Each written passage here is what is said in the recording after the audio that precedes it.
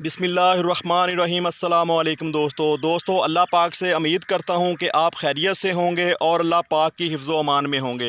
दोस्तों, आज की जो वीडियो है वो उन ज़मींदारों के लिए है जो अनार की फार्मिंग करते हैं। अनार उन्होंने वसी पैमाने पे उगाए हुए हैं। अगर वो लोग हमारी इन बातों पर अमल करेंगे तो उनको हमारी बातों से बहुत ज़्यादा फ़ायदा होने वाला है। हमारी सिफारिशात पर अमल करने के बाद आपके पौधे पर ढेरों अनार लगेंगे। जो अनार आपके पौधे पर लगेंगे वो गिरेंगे नहीं, जो फूल आएंगे वो गिरेंगे नहीं। पूरे के पूरे फूल जो है ना इंशाअल्लाह वो फल में कन्वर्ट होंगे। जो फल ऊपर आएगा, जो अनार आएंगे वो गिरेंगे नहीं और वो फटेंगे नहीं। आपने देखा होगा कि फल अक्सर जो है ना अनार का फट जाता है। क्या रीज़न होती है कि फल जो है ना अनार का फट जाता है, ये सारी बातें इस वीडियो में आने वाली हैं। अनार का पौधा 2 या 3 साल के अंदर ही फ्रूटिंग शुरू कर देता है, बल्कि अगर मैं ये कहूँ कि अनार का पौधा पहले साल ही फ्लावरिंग के ऊपर आ जाता है, यानी फूलों के ऊपर आ जाता है, तो गलत ना होगा। अगर आपने पौधे को कटिंग के ज़रिए उगाया हुआ है तो वो पौधा पहले साल ही फूलों पे आ जाता है।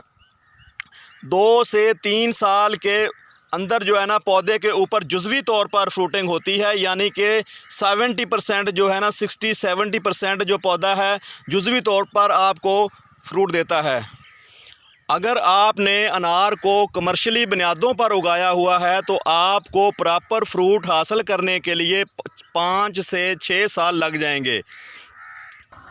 देखा गया है अनार के पौधे पर फूल तो बहुत आते हैं, लेकिन वो फूल जो है ना फल में कन्वर्ट नहीं हो पाते।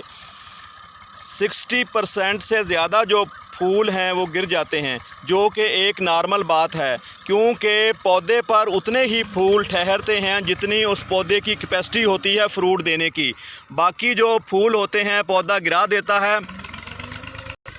दोस्तों, अगर आपके पौधे पर फल बिल्कुल ही नहीं लगता तो ये आपके लिए फ़िक्र वाली बात है। इसी बात को मद्देनज़र रखते हुए आज हम जो वीडियो बना रहे हैं वो बहुत आपके ना काम आने वाली है। दोस्तों, जब मौसम ख़ज़ां आ रहा होता है, दरख्त जो है ना पौधे पत्ते गिरा रहे होते हैं, तो आपने एक काम करना है। आपके पौधे के ये जो नीचे मिट्टी है आपने इसको अच्छी तरह गुड़ाई कर देनी है इसकी, और गुड़ाई करके इसमें वर्मी कंपोस्ट या आपके पास गली सड़ी गोबर की खाद अगर मौजूद है तो आपने इसकी जड़ों के इर्द गिर्द जो है ना बखेर देनी है और अच्छी तरह इसको मिक्स कर देना है। दोस्तों, मिट्टी को अच्छी तरह ऊपर नीचे कर देना है ताकि जड़ों आपके पौधे की जड़ों को मुकम्मल तौर पर न्यूट्रिशन मिल सके। और दूसरी बात आपने ये करनी है कि इसके बाद आपने पौधे को पानी नहीं देना।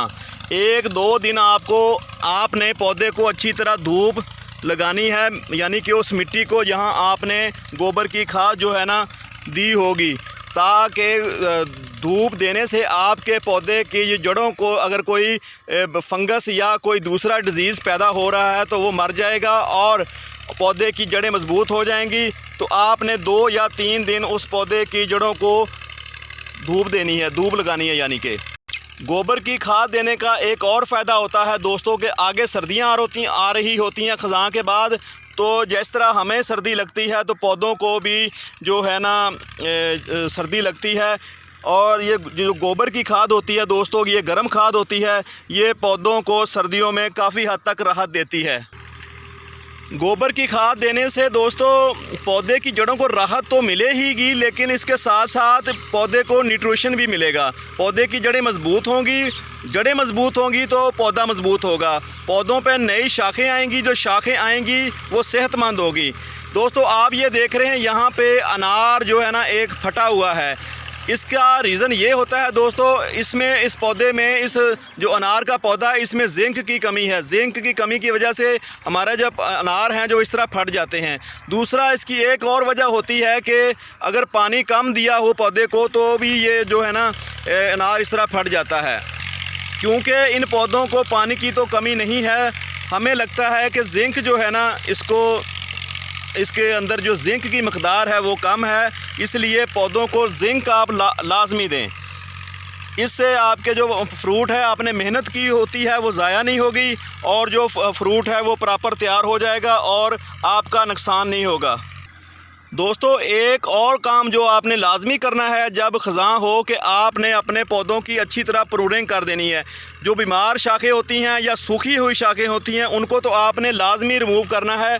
इससे आपके पौधे पर नई शाखें आएंगी। नई शाखें आने का मतलब ये है कि ज़्यादा फ्रूटिंग, ज़्यादा फ्लावरिंग। तो आपने ये काम लाजमी करना है सर्दी आने से पहले। अगर आप अपने पौधों की प्रूनिंग करते हो तो पौधा बुशी हो जाएगा इस तरह। ये देखें कितना झाटला है, कितना घना है। बुशी एक झाड़ी नुमा पौधा हो गया है। दोस्तों, अब हम आते हैं केमिकल खादों की तरफ। केमिकल खादों में सबसे पहला जो नाम आता है दोस्तों वो है पोटाश।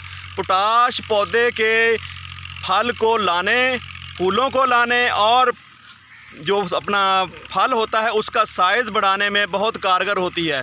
दूसरी बात आपको बताऊं कि ये जो पोटाश होती है इससे पौधे का जो फ्रूट होता है उसका जायका अच्छा आता है। उसमें पौधे के जो बाहर वाला जो एरिया होता है उसमें चमक आती है। तो पौधा फ्रूट जो है ना देखने में बहुत खूबसूरत नज़र आता है, मीठा होता है और लजीज होता है, जायकेदार होता है पोटाश की वजह से। दोस्तों, अगर केमिकल खादों का जिक्र छिड़ ही गया है तो आपने दोस्तों NPK, DAP भी अपने पौधों को लाजमी देनी है। ये दोनों खादों देने से पौधा जो होता है ताकतवर होता है, इसकी ब्रांचेस मोटी होती हैं। ब्रांचेस मोटी होंगी दोस्तों, आपके जो फ्रूट हैं वो भी मोटे होंगे, ताज़े होंगे और सेहतमंद होंगे।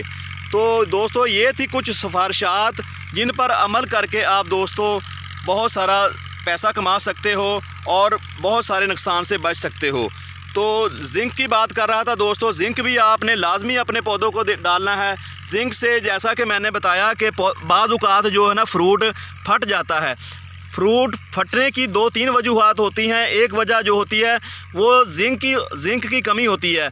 पानी की कमी इतनी इस पे अफेक्ट नहीं करती क्योंकि अनार का जो पौधा होता है इसको इतनी पानी की ज़रूरत नहीं होती। तो जिंक जो है ना इसकी कमी होने से हमारा जो फ्रूट है वो ज़्यादातर ख़राब हो जाता है। उसकी मार्केटिंग इतनी अच्छी नहीं होती और उसके हमें पैसे अच्छे नहीं मिलते, उसका रेट अच्छा नहीं मिलता। दोस्तों, ये थी आज की वीडियो। मिलते हैं किसी और वीडियो में, तब तक आपसे इजाज़त चाहते हैं। आज की वीडियो कैसी लगी कमेंट सेक्शन में जाके ज़रूर बताइएगा।